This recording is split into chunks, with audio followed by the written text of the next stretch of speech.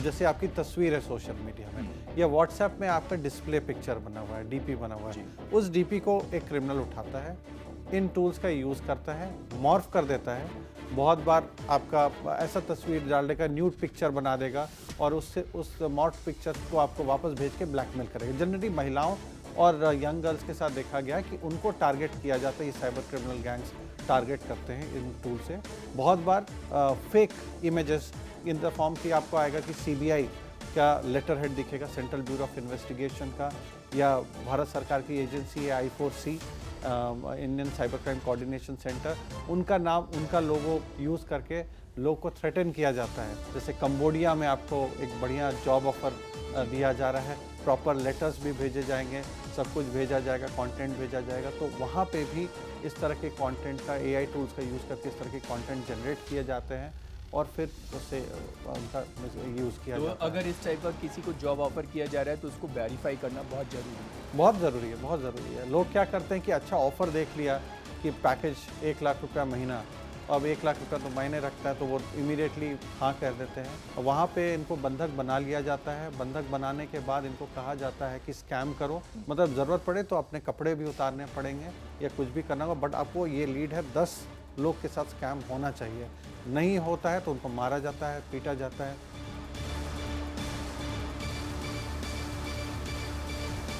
सोचिए आपकी आंखों के सामने एक ऐसा वीडियो आता है जिसमें देश का एक बड़ा नेता दोनों हाथ जोड़कर माफी मांग रहा हो, या फिर कोई ऐसा वीडियो जिसमें आपका करीबी दोस्त या रिश्तेदार कुछ ऐसा बोल रहा हो या कोई ऐसी हरकत कर रहा हो जो उसने कभी नहीं की हो।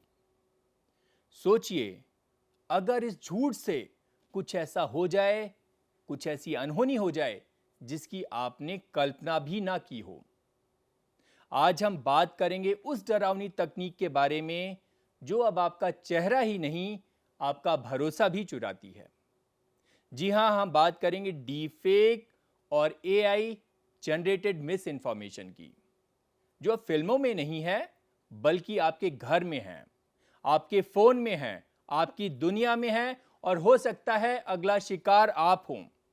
नमस्कार, मेरा नाम है ध्रुव मिश्रा और आप देख रहे हैं गैंग्स ऑफ डिजिटलपुर। और आज हमारे साथ हैं इस पर चर्चा करने के लिए साइबर पीस ग्लोबल के founder major Vineet Kumar. Sir, आपका बहुत बहुत स्वागत है। धन्यवाद ध्रुव जी। अच्छा सर, डी फेक बहुत ज़्यादा सर्कुलेशन में है और आपसे समझना चाहूँगा डी फेक क्या होता है और कैसे जनरेट होता है।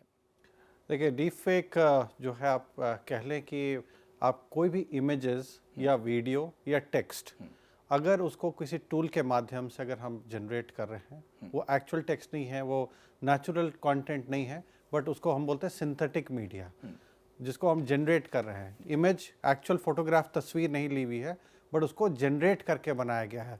जैसे बहुत सारे टूल, अब जेन AI, आज हम जेन AI के ज़माने में जी रहे हैं। हर कोई, आप सब जानते होंगे, ChatGPT का नाम सुना होगा, और ऐसे बहुत सारे जेमिनाई और टूल्स अब आ रहे हैं। अब जैसे गूगल में अब AI टूल्स, जेन AI इंटीग्रेटेड हो गया है, जिससे बहुत ईजी है कि किस तरह से कोई भी कंटेंट को जनरेट करना हो या फोटो जनरेट करना हो, वो सब कुछ जनरेट हो जाता है।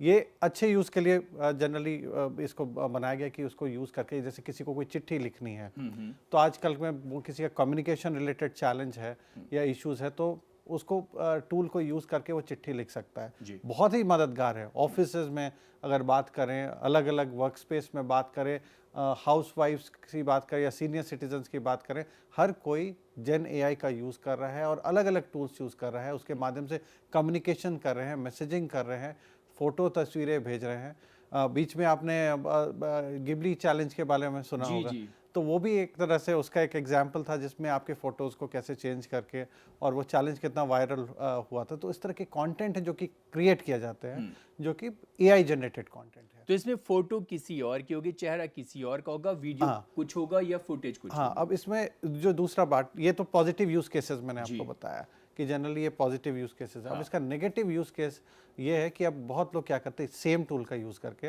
अब जैसे आपकी तस्वीर है सोशल मीडिया में या व्हाट्सएप में आपका डिस्प्ले पिक्चर बना हुआ है, DP बना हुआ है, उस DP को एक क्रिमिनल उठाता है, इन टूल्स का यूज़ करता है, मॉर्फ कर देता है, बहुत बार आपका ऐसा तस्वीर डाल देगा, न्यूड पिक्चर बना देगा और उससे उस मॉर्फ पिक्चर्स को आपको वापस भेज के ब्लैकमेल करेगा। जनरली महिलाओं और यंग गर्ल्स के साथ देखा गया कि उनको टारगेट किया जाता है, ये साइबर क्रिमिनल गैंग्स टारगेट करते हैं इन टूल से और उनको परेशान करते हैं, ब्लैकमेल करते हैं, मनी एक्सट्रैक्ट करने की कोशिश करते हैं और भी कुछ एक्स्ट्रा फेवर्स एक्सट्रैक्ट करने की कोशिश करते हैं।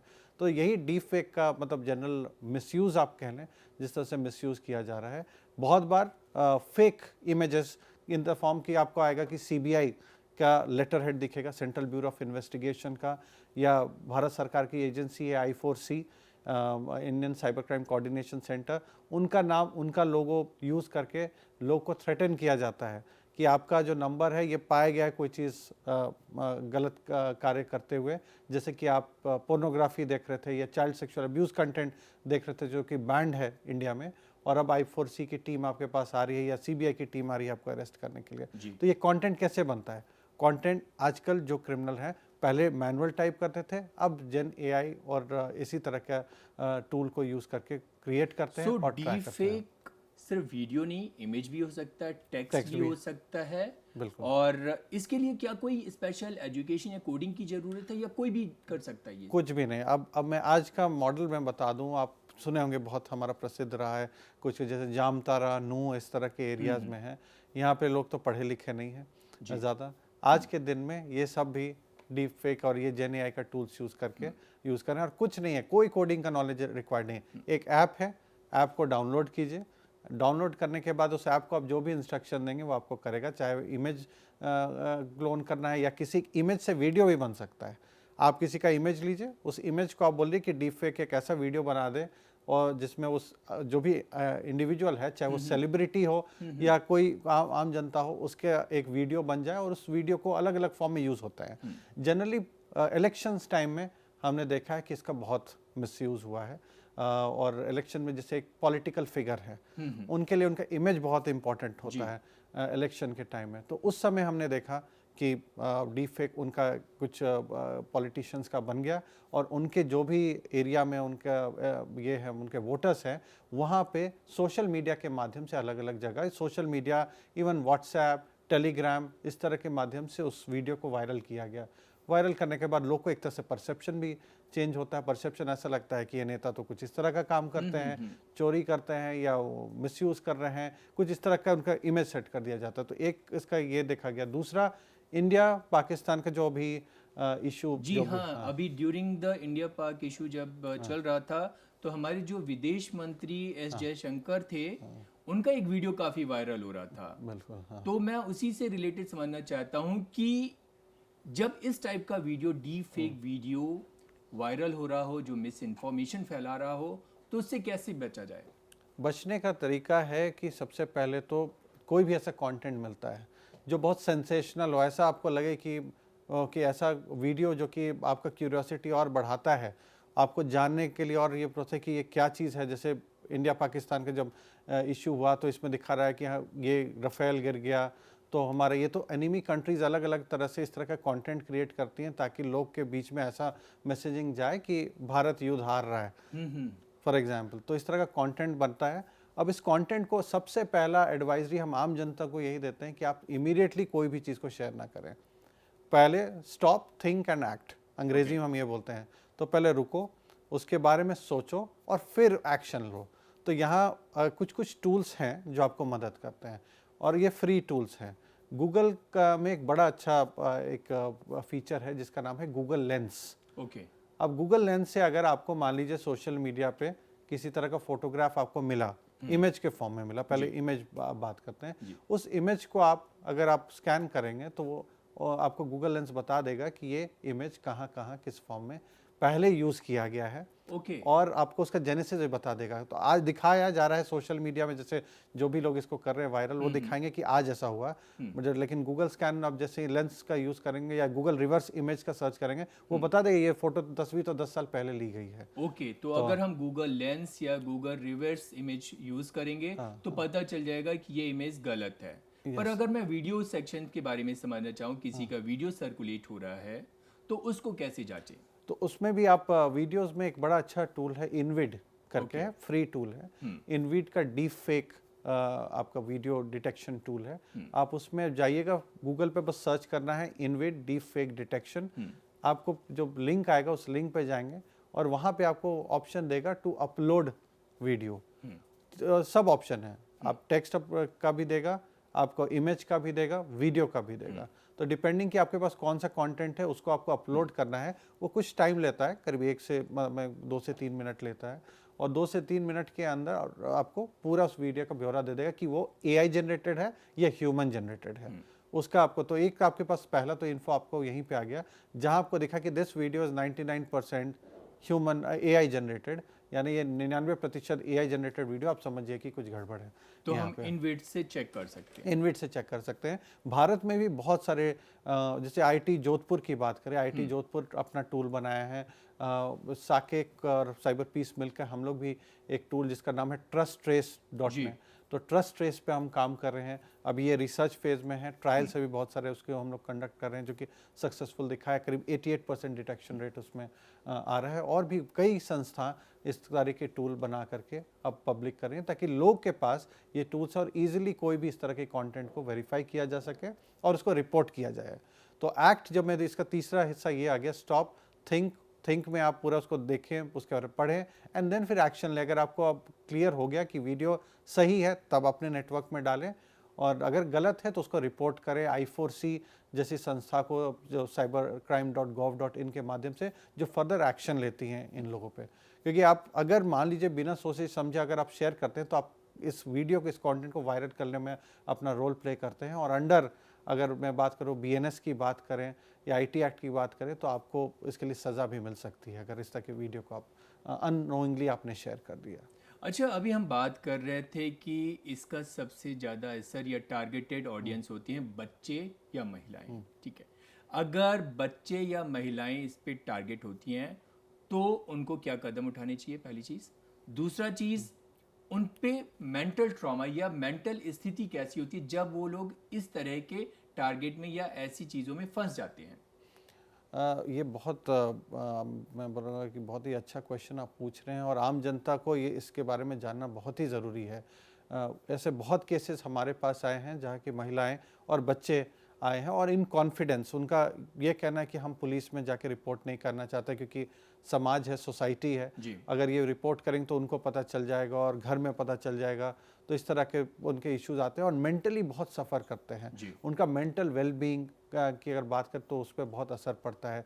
जैसे कि मैं आपको केस बता रहा था, किसी महिला का सोशल मीडिया से फ़ोटो लिया गया, फ़ोटो लेकर इमीडिएटली डीपफेक के थ्रू उसको दिखा दिया कि ये फ़ोटोग्राफ में उनका नेकेड पिक्चर दे दिया गया, और उनको उसको भेजने के बाद कहा कि अगर आप मेरे इस जगह पे नहीं मिलोगे तो मैं ये पूरा फोटोग्राफ पूरे सोशल मीडिया नेटवर्क सब जगह वायरल कर दूंगा।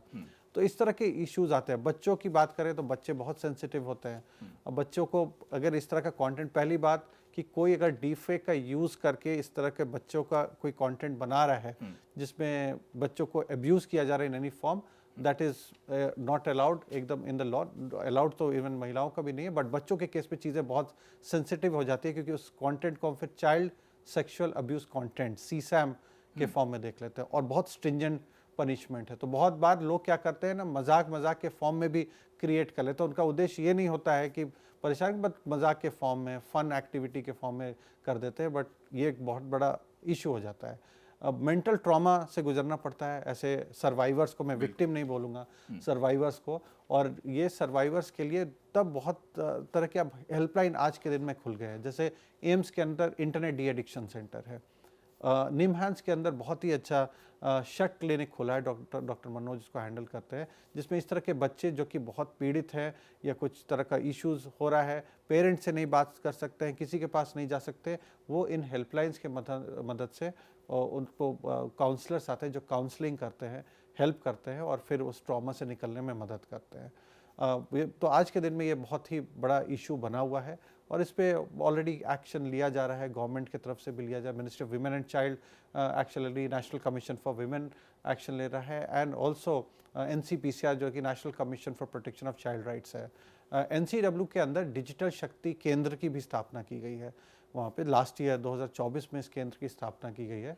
तो यहाँ पे महिलाओं एंड अगेन बच्चे एंड स्पेशली यंग गर्ल्स को अगर देखा जाए तो उस तरह यंग गर्ल्स एंड महिलाएं वो जा कर के वहाँ पे रिपोर्ट कर सकते हैं अगर उनका डीप फेक से रिलेटेड अगर कोई कंटेंट देखा गया है या any form of cyber harm अगर या अब्यूज़ उनको किया जा रहा है, परेशान किया जा रहा है, तो उसको NCW के डिजिटल शक्ति केंद्र पे रिपोर्ट भी किया जा सकता है। ओके, अब आते हैं बुजुर्गों के बारे में। तो हमने देखा है कि जो शहरों में साथ साथ जो गांव में बुजुर्ग हैं जो बहुत ज़्यादा टेक सेवी नहीं है उनको टारगेट किया जाता है। तो उन लोगों को कैसे अवेयर किया जाए, उसके लिए किस तरीके का अवेयर कैंपेन शुरू किया जाए? अब ये बुजुर्ग अगर सिर्फ गांव में ही नहीं, हमने देखा है शहरों में भी जी। पढ़े लिखे बुजुर्ग भी आज के दिन में इसके शिकार हो रहे हैं अलग अलग फॉर्म में, चाहे वो सेक्सटॉर्शन रैकेट की बात करें। सेक्सटॉर्शन, अब मैं कल एक बैठक में था जिसका ट्रैफिकिंग की बात हो रही थी कि ह्यूमन ट्रैफिक हो रहे हैं, इसमें भी डीप फेक और AI जनरेटेड कंटेंट आ रहे हैं। सेक्सटॉर्शन कैसे यूज करके हो रहा है? कोई वीडियो, जैसे आपने सुना होगा व्हाट्सएप वीडियो कॉलिंग के बारे में, कि कोई वीडियो कॉल करता है और वहाँ पे दूसरे साइड में एक लेडी है जो कि अपने वस्त्र उतार रहे हैं, उस तरह का वीडियो कॉल आ रहा है और उस पूरे फुटेज को रिकॉर्ड कर लिया जाता है। उस फुटेज को रिकॉर्ड करने के बाद जो भी पर्सन थे, मान लीजिए कोई सीनियर सिटीजन ने सडनली अननोन नंबर से कॉल उठा लिया और वहाँ पे ये एक्ट किया गया, उस पूरे फुटेज को रिकॉर्ड कर लिया जाता है और उसके बाद उनको ब्लैकमेल किया जाता है कि देखो मैंने आप, क्योंकि सेल्फी कैमरा ऑन रहता है जी। सेल्फी कैमरा में उनका चित्र आ रहा है जो भी सीनियर सिटीजन है, दूसरे साइड में वो वीडियो चल रहा है, तो उस पूरे एक्ट को रिकॉर्ड करके एक YouTube का रिस्ट्रिक्टेड लिंक बना करके भेजा जाता है कि ये पूरा वीडियो कैप्चर हो गया है, अब मैं इस वीडियो को आपके सारे फ्रेंड्स और सबको दिखाऊंगी कि आप किस तरह के कंटेंट और वीडियो देखना पसंद करते हैं। अगर कोई ऐसी सिचुएशन में फंस जाता है तो उसे क्या करना चाहिए? सबसे पहले तो हम लोग यही एडवाइस करते हैं कि कोई भी अननोन नंबर से कोई कॉल करता है तो, और वीडियो कॉल स्पेशली ध्यान रखें, वीडियो कॉल, व्हाट्सएप कॉल, तो उसको उठाना ही नहीं चाहिए अननोन नंबर से। और अगर आप उठा भी रहे हैं तो मेक श्योर कि कैमरा आपका कवर्ड हो, क्योंकि अगर कैमरा फेस आपको देख रहा है, सेल्फी कैमरा में आपका सामने आ रहा है, तो उस तरह का वो वीडियो रिकॉर्ड हो जाता है और फिर ब्लैकमेल हो जाता है। ये वीडियो जो दूसरे साइड में पहले क्या करते थे, एक्चुअल लोग रहते थे जो कि इस तरह का एक्ट करते थे, आज के दिन में AI टूल्स का यूज़ करके इस तरह का वीडियो बना लिया जाता है और इस वीडियो को बस प्ले कर दिया जाता है वहाँ पे। तो यही इस तरह से बहुत ऑर्गेनाइज्ड गैंग है जो आज के दिन में इसको कर रहे हैं। डिजिटल स्लेवरी में यूज़ हो रहा है। आपको जो भी अगर बात करें जिस तरह से कि आपको दिखाएगा कि आपको एक फॉरेन कंट्री में, जैसे कंबोडिया में, आपको एक बढ़िया जॉब ऑफर दिया जा रहा है, प्रॉपर लेटर्स भी भेजे जाएंगे, सब कुछ भेजा जाएगा, कंटेंट भेजा जाएगा, तो वहाँ पे भी इस तरह के कंटेंट का AI टूल्स का यूज़ करके इस तरह के कंटेंट जनरेट किए जाते हैं और फिर उससे उनका यूज़ किया जाता है। अगर इस टाइप का किसी को जॉब ऑफर किया जा रहा है तो उसको वेरीफाई करना बहुत ज़रूरी है। बहुत ज़रूरी है, बहुत ज़रूरी है। लोग क्या करते हैं कि अच्छा ऑफ़र देख लिया कि पैकेज 1 लाख रुपया महीना, अब 1 लाख रुपया तो मायने रखता है, तो वो इमीडिएटली हाँ कर देते हैं और फिर उन जब ट्रैवल करते हैं अगर दूसरे कंट्री में, जैसे वो लैंड किए से कंबोडिया में या कोई भी, कभी कभी थाईलैंड से रूट होके भी लोग को फिर ये आगे फर्दर कर लिया जाता है, तो एक बार लैंड कर गए, उनके गिरफ्त में आ गए, तो फिर वो आपको स्लेव के जैसा रखेंगे। एक पूरा प्रॉपर अगर बात करें कंबोडिया में, तो वहाँ बहुत सारे कसिनोज़ हुआ करते थे जो बंद हो गए हैं।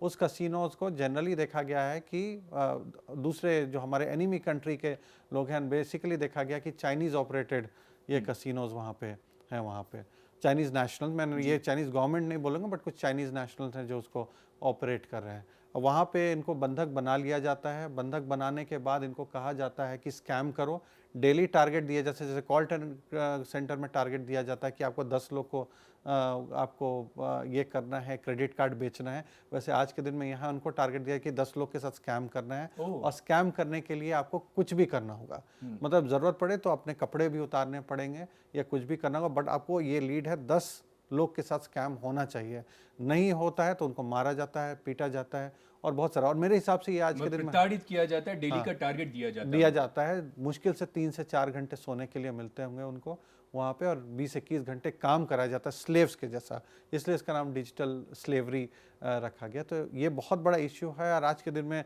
इसे मैं मानता हूँ ये नेशनल सिक्योरिटी इशू भी मैं इसको कह सकता हूँ कि इतने लोग को, इंडियंस को नुकसान पहुँचा रहे हैं। तो ये बना हुआ है। अगेन ये सारे इकोसिस्टम में AI का मिसयूज़ देखा गया है, चाहे वो मैं स्लेवरी की बात करूं या डिजिटल अरेस्ट की बात करूं या कोई भी स्कैम को आप उठा लें, आज का कोई भी स्कैम में एआई का मिसयूज किया जा रहा है। एआई के पॉजिटिव यूज बहुत है, बट नेगेटिव का फॉर्म ये सब नेगेटिव यूज भी बढ़ रहा है। हाँ। मैं फटाफट दोबारा से एक और क्वेश्चन दोबारा पूछना चाहूंगा महिलाओं के बारे में, स्पेशली अगर डीप फेक के जाल में कोई महिला फंस जाती है और उसको अगले 3 मिनट या ऐसे 3 कदम क्या करने चाहिए जब उसको पता चल जाए कि वो ऐसे जाल में फंस गई है?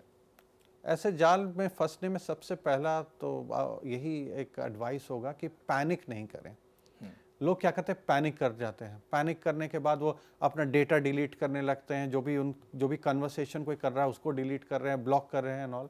मेरा कहना है कि थोड़ा स्मार्ट बने। आज का ज़माना है टू स्कैम द स्कैमर। अगर कोई आपको स्कैम कर रहा है, आप उसको कोशिश करें कि मैं उसको कैसे स्कैम करूं और उसको कैसे फंसाऊं वहाँ पे। तो सबसे पहले आपको पेशेंस रखना है, धैर्य रखना है। कोई भी आपको करे, कितना भी डराए, आपको ये रखना है कि हमारे पास एनफोर्समेंट एजेंसीज हैं कि अगर मेरे साथ अगर इस तरह का इशू हो रहा है तो मुझे मदद मिलेगी। तो रिपोर्टिंग करना है इमीडिएटली, जितना एविडेंस गैदर कर सकते हैं उस स्कैमर के बारे में या जो भी डीफेक आपको भेज रहा है, आपको परेशान कर रहा है उसके बारे में। तो आप जो भी चैट कन्वर्सेशन है, मोबाइल नंबर है, किसी तरह का कन्वर्सेशन इमेज है, उसका एविडेंस बना ले। आप समझिए कि इसको पुलिस को हमें एविडेंस देना होगा, तो ये सब चीज़ को डिलीट करने के बजाय उसको एविडेंस के फॉर्म में रख लें, स्टोर कर लें और तुरंत जाएं cybercrime.gov.in पे या 1930 जो गृह मंत्रालय का हेल्पलाइन नंबर है, उस पे जा कर के आप रिपोर्ट करें ताकि वो गृह मंत्रालय की टीम इमीडिएटली उस पर एक्शन लें वहाँ पे। और साथ ही साथ जैसा मैं पहले भी बताया कि नेशनल कमीशन फॉर वुमेन, राष्ट्रीय महिला आयोग के अंतर्गत एक पूरा सेल है, एक सेंटर है जो आपको और भी मदद कर सकता है और उसका प्रॉपर हेल्पलाइन और पूरा ईमेल आईडीज़ है जहाँ पे आप जा कर के मदद ले सकते हैं। अच्छा, अभी हम डिफरेंट प्लेटफॉर्म्स की बात कर रहे थे, तो हमने देखा है कि यूट्यूबर्स हुए या इन्फ्लुएंसर्स हुए, वो लोग भी कई बार डीफेक या नेगेटिव वीडियोस का बहुत सारे लोग यूज़ करते हैं अपने व्यूज़ बढ़ाने के लिए या रीच बढ़ाने के लिए। तो ऐसे में उनको क्या सलाह देना चाहेंगे? उनका मेरे को यही सजेशन होगा कि एक रिस्पॉन्सिबल कंटेंट क्रिएशन की हम बात करते हैं कि आप कंटेंट बनाएं, लेकिन आप कंटेंट को आप ये देखें कि उस कंटेंट का कोई गलत फॉर्म में मिसयूज़ तो नहीं करेगा उस कंटेंट को। कोई भी कंटेंट आप बना रहे तो सोच समझ के कंटेंट बनाएं, रिस्पॉन्सिबली कंटेंट क्रिएट करें और सोचें कि उसका कोई आफ्टर इफेक्ट या रॉन्ग इफेक्ट तो उस कंटेंट का नहीं होगा। बहुत बार देखा गया है कि यूट्यूबर्स ने एक तरह का, जैसे फेक न्यूज़ की अगर हम बात करें, ए जनरेटेड मिस इन्फॉर्मेशन, तो उसको किसी मीडिया से पिकअप किया, उस पर उन्होंने अपना वीडियो बना दिया। तो आप सोचिए उनका इन्फ्लुएंस, उनका नेटवर्क इतना ज़्यादा है वहाँ पे, किसी के 10 लाख सब्सक्राइबर हैं, किसी के 50 लाख सब्सक्राइबर हैं, और वहाँ पे आपने गलत कंटेंट को बिना सोचे समझे आपने पिकअप कर लिया, उसको सेंसेशनल बनाने के लिए उस पर आपने पूरा अपना कंटेंट बना दिया और उसको पुश कर दिया। आपके जितने फॉलोअर्स हैं उन तक भी आपका पूरा गलत कंटेंट और फिर वो फर्दर शेयर करते हैं। तो इस तरह से ये पूरा है। तो आज के दिन में इन्फ्लुएंसर्स का रोल बहुत ज़्यादा बढ़ गया है, इसलिए हम इन्फ्लुएंसर्स के लिए भी हम लोग कोशिश करते हैं ट्रेनिंग करने की, उनको भी हम बताएं कि आपके इम्पैक्ट क्या है। और बहुत बार ये भी देखा गया कि इन्फ्लुएंसर्स एक छोटे से गलत कंटेंट बनाने के चलते उनका पूरा करियर बर्बाद हो गया है, क्योंकि फिर कुछ ऑफेंसिव कंटेंट हो गया या ऐसा कंटेंट हो गया जो कि कोई रूल को ब्रेक कर रहा है, जैसे आईटी एक्ट के अंदर कोई कंटेंट बुक हो गया या इस तरह का इश्यूज आ गया, तो उनको फिर जेल भी जाना पड़ सकता है। क्रिटिकल थिंकिंग इंपॉर्टेंट है, सोच समझ करके आप कंटेंट बनाएं, और दूसरा है कि रिस्पॉन्सिबल कंटेंट बनाएं जो कि कम्युनिटी को इनफैक्ट पॉजिटिवली आप किसी कंटेंट को पेश करें, ना कि किसी को सेंसेशनल बनाने के लिए आप गलत खबर को आप अपने मीडिया पे और अपने फॉलोअर्स तक पहुंचा रहे हैं। अच्छा, कुछ प्लेटफॉर्म्स पे हमने देखा, जैसे एक्स पे देखा है या फिर आप मेटा की बात कर रहे हैं, वहाँ पे हमने देखा कई सेलिब्रिटीज़ के एड्स कैंपेन्स चल रहे होते हैं, फेक एड्स कैंपेन्स होते हैं, मिस इन्फॉर्मेशन फैलाई जाती है कि किसी का फ़ोन लीक हो गया, इसकी वजह से ऐसे कैरियर ख़राब हो गया। तो ऐसे कैंपेन्स कौन चलाता है और कैसे बचा जा सकता है? अगेन यहाँ पे जो ये कैंपेन जो चल रहे हैं, और आप बीच में बहुत ही अभी भी इनफैक्ट ये कैंपेन चल रहा है, श्रेया घोषाल जी को टारगेट करने के लिए कैंपेन एक चल रहा है, जिसमें ट्विटर नाउ एक्स के वेरीफाइड अकाउंट, आपको उसमें ब्लू टिक भी नज़र आएगा, बट आपके फॉलोअर्स हो सकता है उसमें बहुत ही कम, किसी में 1000 है, किसी में 1500 है, कुछ इस तरह से ब्लू टिक है अकाउंट में, और उसमें ब्लू टिक होगा तो मैं विश्वास कर ही लूंगा। हाँ, जनरली तो यही आप बोलते हैं कि आपका ब्लू टिक है यानी वेरीफाइड है। जी। और वेरिफिकेशन के बहुत प्रोसेस होता है। आई डोंट नो क्या गड़बड़ी है एक्स में, ये एक्स बहुत लोगों ने एक्स को लिखा भी है कि इस तरह से कैसे ये चल रहा है कि ब्लू टिक अकाउंट आप किसी अकाउंट को वेरीफाई कर दे रहे हैं और वो verified account again deep fakes का यूज़ करके, एआई का यूज़ करके इस तरह के कैंपेन चला रहे हैं। जैसे श्रेया घोषाल जी का था कि उन्होंने वही इमेज जनरेट किया और इमेज में लिखा कि उनके साथ कुछ टेरिबल हो गया है और उनका फ़ोन ऑन छूट गया था, जिसके चलते कुछ उनका ऑडियो लीक हो गया है और उनका कैरियर अब ख़त्म हो गया है। ये और उस पे बहुत से लाइक, शेयर्स, रीट्वीट्स उस पे चल रहे हैं। तो ये सब बॉट्स होते हैं जो कि लाइक, शेयर, रीट्वीट करते हैं। तो जो इस तरह का स्कैम करते हैं वो पूरा एक सोच समझ के कैंपेन प्लान करते हैं और जनरली इंटेंशन यही होता है कि किसी को डिफेम करना, कोई सेलिब्रिटी हो, चाहे वो पॉलिटिशियन हो, उसको कैसे डिफेम किया जाए, बदनाम कैसे किया जाए। और ये पूरा नेटवर्क उनका बना रहता है जो कि उनको पैसे दिए जाते हैं डार्क वेब पे। जनरली देखा गया कि डार्क वेब पे उनको पैसा दे दिया गया। Cyber crime as a service होता है जो डार्क वेब, आप समझिए कि इंटरनेट का चोर बाज़ार, जहाँ पे जा कर के लोग पैसे देते हैं और बोलते हैं कि मुझे इस इंडिविजुअल को बदनाम करना है। पैसे दे दिया और फिर वो पूरा cyber crime as a service जैसा काम करता है। चाहे ईमेल हैक करना है, चाहे इंस्टाग्राम हैक करना है, या फिर इस तरह के कैंपेन रन करने, बदनाम करने के लिए कुछ पैसे जैसे 5,000 10,000 में ही लोग ये एक्टिविटीज़ करना स्टार्ट कर देते हैं। तो हाँ, सर, साइबर पीस की एक और रिपोर्ट पब्लिश हुई थी, रैंसमवेयर ट्रेंड्स 2024, जिसके मुताबिक 153 देशों में 5,233 रैंसमवेयर अटैक हुए हैं।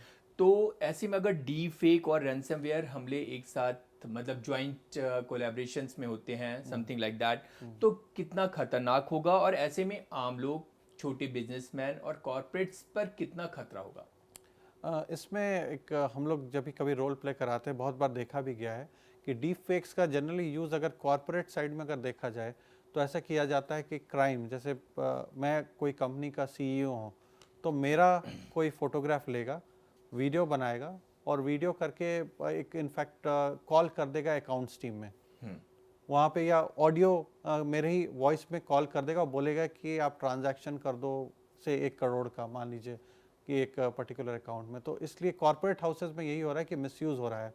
एक केस में तो ये भी देखा गया था कि एक सीईओ के नाम से उनके ईमेल, मिलता जुलता ईमेल से वहाँ गया अकाउंट्स टीम को, फाइनेंस टीम को पेमेंट करने के लिए एक अमाउंट। फाइनेंस टीम ने सोचा कि एक बार चेक कर लेते हैं कि इसको ये सही है कि नहीं। उन्होंने रिक्वेस्ट किया कि जूम कॉल करने के लिए, कि जूम कॉल पे, तो ताकि इंस्ट्रक्शन सीईओ का जूम कॉल पे मिल जाए।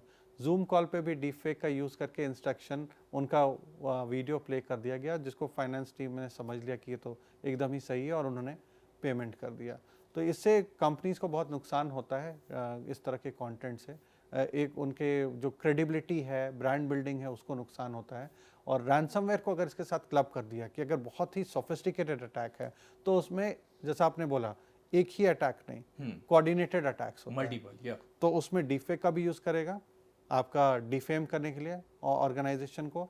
सोशल मीडिया पे एड्स भी चलाया जाएगा, कैंपेन्स भी चलाया जाएगा, दिखाया जाएगा कि ये कंपनी डूबने वाली है, बर्बाद होने वाली है, इस पे ये इंक्वायरी हो गई, वो इंक्वायरी हो गई, ऐसे करके। और साथ ही साथ ransomware, malware, cyber attack, DDoS, मतलब वो मल्टीपल फॉर्म से करेगा। और ये कैंपेन जनरली वही मैं जैसे बताया कि लोग को पे किया जाता है, cyber crime as a service, जो क्रिमिनल जो इस तरह का काम करते हैं उनको पे किया जाता है।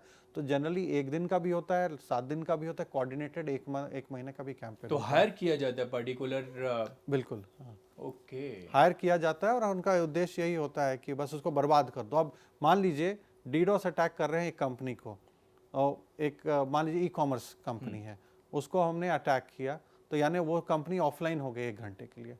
उसका फ़ायदा एक कॉम्पिटिटर वेबसाइट को मिलेगा जी। तो वो जो ट्रैफिक, क्योंकि मैं अभी जा रहा हूँ, जैसे मैं मान लेता हूँ, जस्ट एग्जांपल के तौर पे बता रहा हूँ कि ये 2 ई-कॉमर्स कंपनी है, ई-कॉमर्स ए जहाँ पे मैं रेगुलर बाई करता हूँ चीज़, वहाँ पे गया, वहाँ पे मैं वो वेबसाइट खुली नहीं रही है, तो मैं ऑब्वियसली सोचूंगा कि यहाँ नहीं खुल रही है, अभी 5 मिनट बाद ट्राई कर नहीं खुल तो अब दूसरे में जाओ।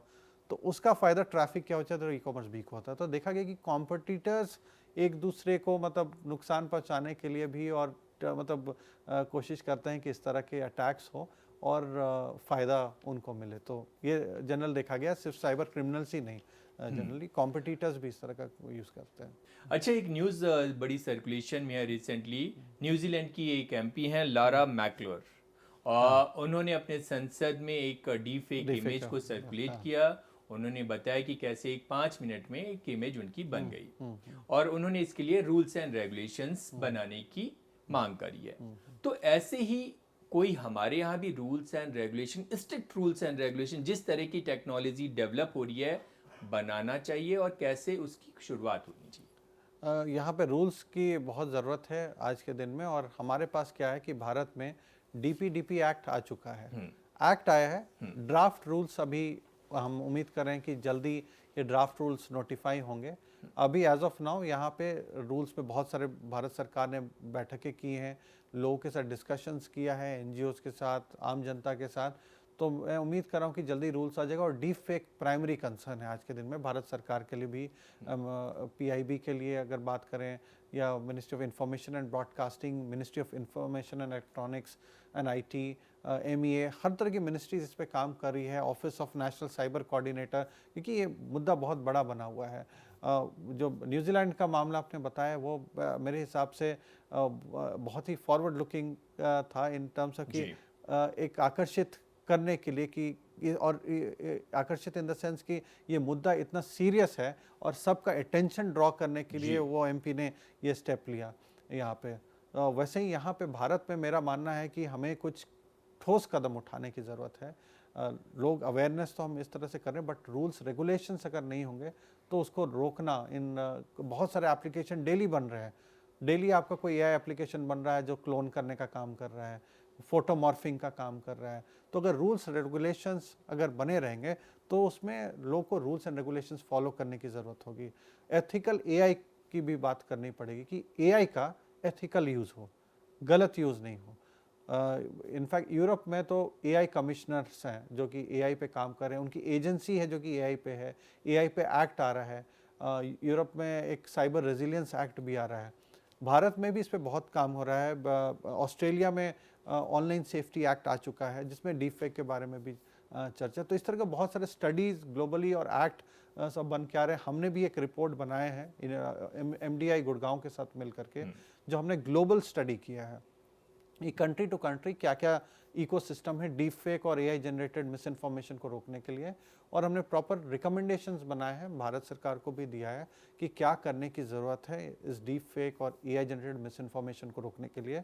साथ ही साथ इंडस्ट्री जो कि मेजर रोल पे, उनका इंडस्ट्री का एक मेजर स्टेक होल्डर है इस चीज़ में, सेफ्टी और रेजिलियंस की बात करें तो वहाँ पे इंडस्ट्री को क्या क्या स्टेप उठाने की ज़रूरत है ताकि एआई का मिसयूज़ नहीं हो और पॉजिटिव यूज़ केसेस बने। तो इसमें सबको मिल के, जैसा मैं पहले भी बोला, सबको मिल के काम करने की ज़रूरत है। सरकार को, इंडस्ट्री को, एकेडमिया जहाँ पे रिसर्च हो रहा है उनको, सिविल सोसाइटी एनजीओ जैसे साइबर पीस हम लोग काम कर रहे हैं, और आम जनता, सबको मिल करके ये तभी ये प्रॉपर इकोसिस्टम बनेगा और इन चीज़ों को रोका जा सकेगा। धन्यवाद मेजर विनीत सर, और इतनी अहम जानकारी डीप फेक पर हमसे शेयर करने के लिए, हमसे और हमारे दर्शकों से शेयर करने के लिए। तो अगर इस तरीके से के झूठ से आपको बचना है तो आपको टेक्नोलॉजी की समझ होनी चाहिए, सही समय पर सही कदम उठाने की ज़रूरत है। धन्यवाद।